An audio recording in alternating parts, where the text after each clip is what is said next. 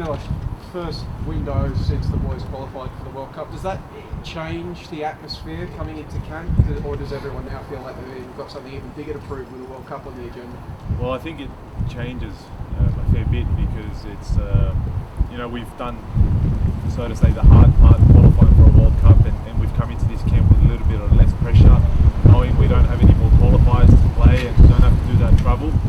But then you flip the coin, the other side is the pressure of doing well and stating your spot for a World Cup, which is in almost a year. So I think each window now is an opportunity for all of us to prove that we should be there, and to prove to the boss that we're capable of doing something special with Australia. And I think it's a challenge and it's exciting, and each game now is a battle, and I think there's no friendly games. It's I think we have to take each game as if it will be our last, because in the end you never know when it could be your last game. Now these games also, I guess, learning experience, because you've got New Zealand, potential World Cup opposition, and the United States and Canada coming up, potential World Cup opposition. Is it important to just as much prove yourselves but also learn from these games? Yeah, 100%, because each of these games are potential rivals at the World Cup, and it's a fact that you play them in a friendly, but then you play them in a friendly. You want to show that you are better and that that we are well prepared, and in the end, I think each of these games is a good challenge because it's totally different opposition to what we're used to in the Asian window when we qualify.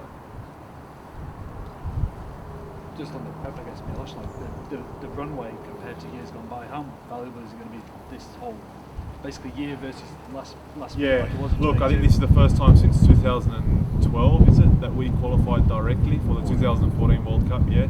So I think it's very important that we've done it this way, where it gives the boss opportunities to select friendlies and get games in that are going to help us get better, and rather than having that pressure every window, qualifiers, playing potentially South American opposition. So it's a lot stress-free, I guess, this way doing it, and it was like a big relief that we qualified directly to the World Cup rather than doing the playoffs. So I think this gives us an opportunity to prepare even more with these friendlies in the next, I guess, 4 windows that we have. How old are you feeling in the squad at the moment? Oldish.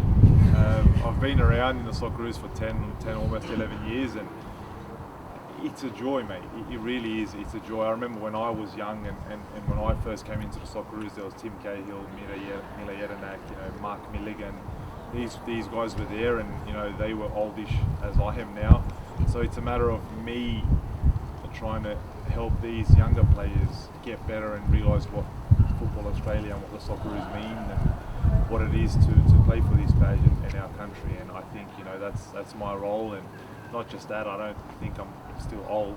I still think I've got a fair few years to play if I'm fit and healthy. But the flip side of that is just trying to help the young guys realise where we are and what they have at stake over the next year, and not just that, but then the Asian Cup and then the next qualifiers and the next qualifiers. I think they have to realise where they are and who they're representing.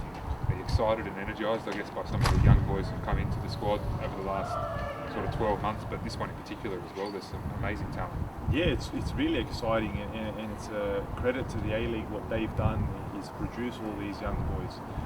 If you look, Segic, Botic, Irakunde, these guys, Nico Milovanovic, it's all these guys have played in the A-League, and they're young, they're exciting players, and I think it's a credit to them that they've been playing well at their clubs, and the boss has given them the chance to come into camp, and it's exciting to see young players who are different. Are you feeling invigorated by your own situation at the moment? You've got a World Cup to target, you're playing week in and week out for Doppler, you even scored in their opening game. Just your own situation, you feeling invigorated? Oh, look, my situation is, I'd say, stable.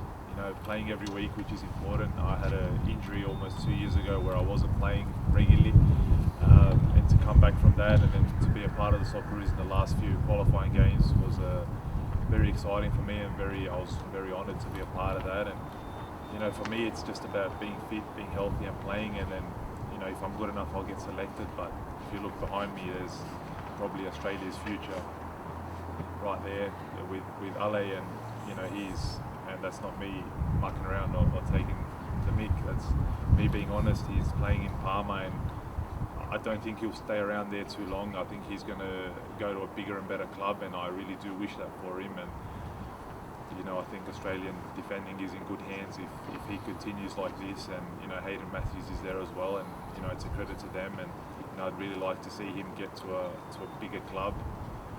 And if he does, then it'll be a privilege for me to know him there and potentially go out and look and watch him play some games if he gives me tickets. Wonderful segue. Let's